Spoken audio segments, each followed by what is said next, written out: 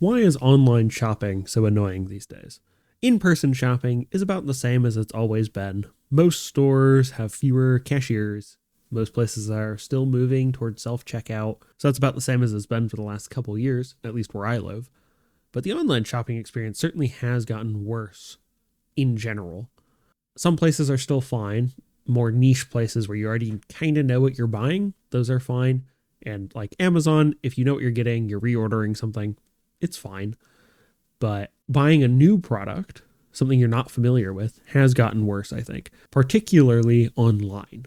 Recently, I bought an air fryer, and I had it took a little while to figure out which one I wanted. I was looking for one that had minimal plastic components. A lot of the sort of basket style I've seen enough reviews on them going, oh, hey, it looks like the plastic's burning on some of these, which from the design was always one of my concerns with them. And so I decided on one of the glass bowl style where you put the air fryer component on top. And the one I've got has worked pretty well so far. But eventually I decided on one, the Ninja Crispy, which is not what I went with. And the reason I didn't go with it is because when I went to order it, I clicked on the link in the cart and it would only take me to refurbished ones. And when I searched on Amazon, it would only take me to refurbished models.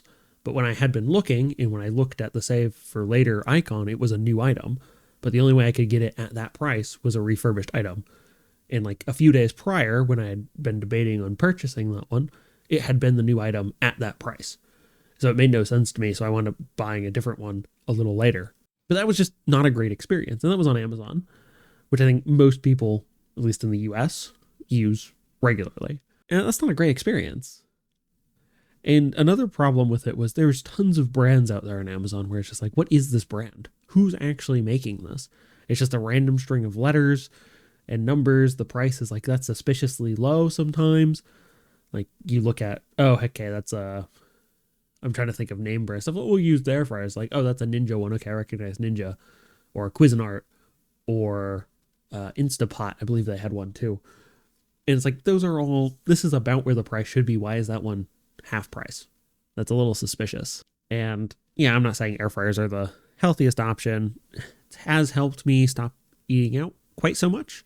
Not entirely, but it does cut down on some of that. You know, if I want something quick, I can eat it. So that's why I went with the air fryer. But purchasing it was a pain, just a complete pain to do. And then also on Amazon, when I have a set of protein shakes I get on Subscribe and Save, because it's a little cheaper. I use them there. It's cheaper to buy them in bulk than it is from, the store. Although I think that's the same price now. It used to be like $1 cheaper per drink. So it was kind of useful. They're not the healthiest thing, but they're better than eating out. And I have those on Subscribe and Save, and it's just stopped emailing me that the order is coming up, which is really annoying because I would have pushed this one back a month because I won't need all the ones I ordered, but I guess they're coming now because it's too late. So that's not great. Like, it should be emailing me, hey, your Subscribe and Save order is coming up. Today's the last day to make any changes, or the last day to make changes is whatever day, right? And it doesn't do that anymore. The only recent thing I've ordered that was a good experience was a reorder of an item that I bought a while ago. And that hasn't come in yet, so I don't even know if the quality is going to be the same. And that's one of the problems with ordering online is you have no idea on the quality of these things. At least if you buy something in person, you can feel the quality of the item. You can look at it before you buy it.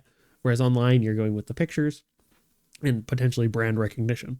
And that's a big problem on Amazon is there's so many extra little brands out there that you have no idea what they are. Why are there 40,000 different brands for this? Whatever it is. And I think that's a big problem. It makes the experience worse. And generally, I haven't had a good time ordering things. I mean, Amazon still has a decent return policy, and everything I've bought and had to return has been fine. But even non-Amazon things, so I tried grocery delivery once, mainly because I had a couple large items to order. I was like buying paper towels and toilet paper and some cleaning supplies. And I was like, well, I'll just get the rest of my stuff at the same time and just have it delivered. I don't have to go to the store. I don't have to load all that stuff in my car, unload it from my car. And I have enough stuff that I don't have to pay for delivery, which was the real reason I did the order. It was like, well, if I gotta pay for the delivery, I might as well go into the store and just save that money. but it had free delivery. So I just put the delivery fee as the tip. Because I'm like, okay, fine, I'll tip the driver. And even that wasn't a great experience. I mean, I didn't expect like the best quality produce out of it because, you know, you're getting it delivered. I bought a sack of potatoes. They're going to grab a sack of potatoes and just bring you that one. They're not going to look at the sack of potatoes and go like, oh, that couple of those potatoes look like they're going to spoil real quickly or start growing again real quickly. So maybe don't grab that one, which is what I would do in the store, especially if they needed to sit for a little while. But that was expected.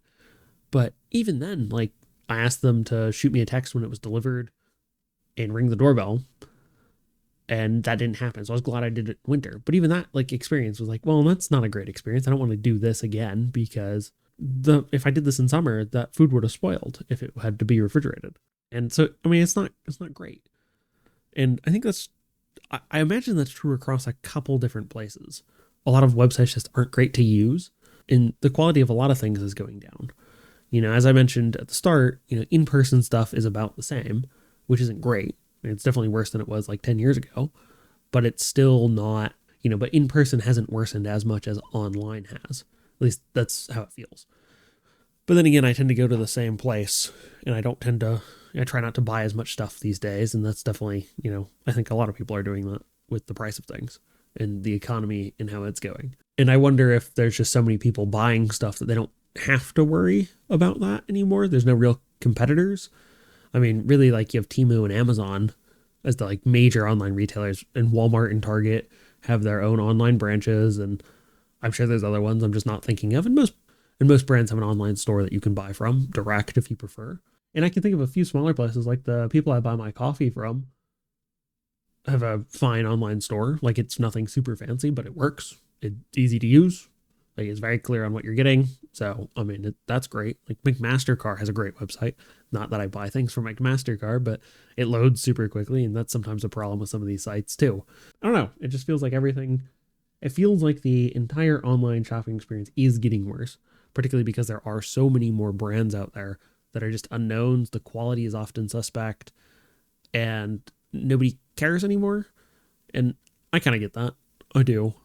But I kind of wonder what everybody else's thoughts on this are. So let me know in the comments down below your thoughts on the online shopping experience or in-person shopping experience. I'd be interested in those too.